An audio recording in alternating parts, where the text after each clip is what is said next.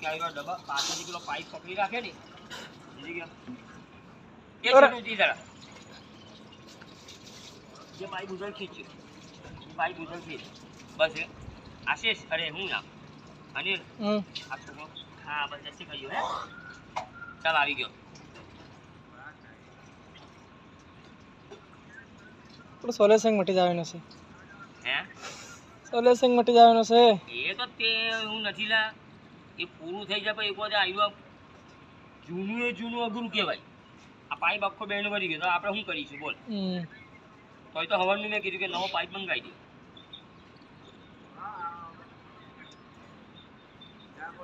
તો આપણે થોડું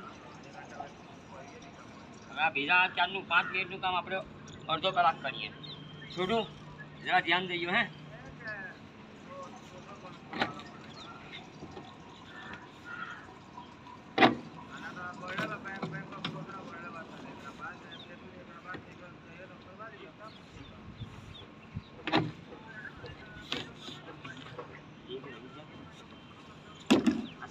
અરે